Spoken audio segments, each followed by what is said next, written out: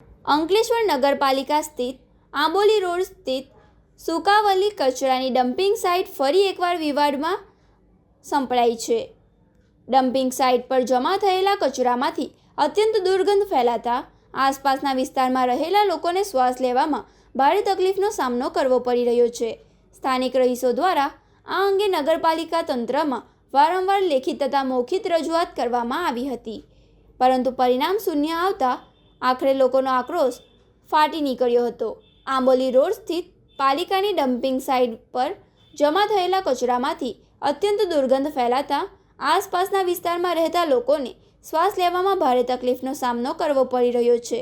સ્થાનિક રહીશોએ ભેગા મળી ડમ્પિંગ સાઇટ બંધ કરવાની માંગ સાથે રોડ પર ઉતરી વિરોધ નોંધાવ્યો હતો। આ સાથે જ રહીશોએ આક્રોશ વ્યક્ત કરતા ચેતવણી આપી હતી કે જો વહેલી તકે આ ગંભીર સમસ્યાનું યોગ્ય નિરાકરણ લાવવામાં નહીં આવે તો આગામી દિવસોમાં ઉગ્ર આંદોલન કરવામાં આવશે। દરમિયાન સમગ્ર મામલો અંકલેશ્વર નગરપાલિકાના ધ્યાને આવતા પાલિકાની ટીમ તાત્કાલિક ઘટના સ્થળે દોડી ગઈ હતી।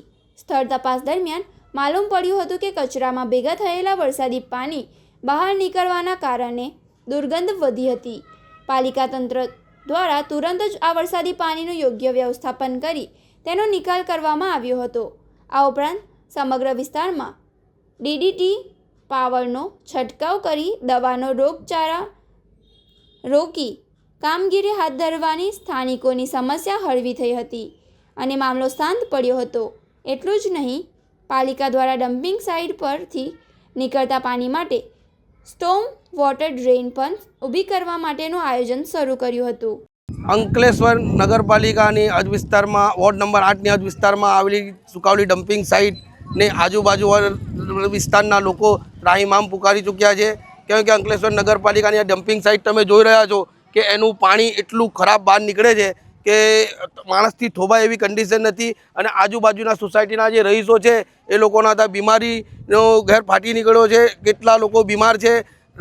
નગરપાલિકાને વારવાર અમે રજૂઆત કરીએ તો પણ આ લોકો વૈકલ્પિક નિકાલ કરતા નથી। આ પાણીનું ઉનાળાના 4 મહિનામાં ધુમાડા અને ચોમાસામાં આ પાણીનું ગંદુ પાણીનું નિકાલ આ લોકો ત્રાહિમામ પુકારી ચૂક્યા છે। મારું તો એવું કહેવું છે નગરપાલિકાને કે આ વિસ્તારના લોકોને તમે એક કામ કરો, ઝેર આપીને મારી નાખો તો પછી એનું કંઈ વૈકલ્પિક નિકાલ લાવો। અમને 15 વર્ષથી હું અહીંયાનો કાઉન્સિલર છું। દર વખતે હું રજૂઆત કરીને લડીને જ કામ કરાવું છું અહીંયાના।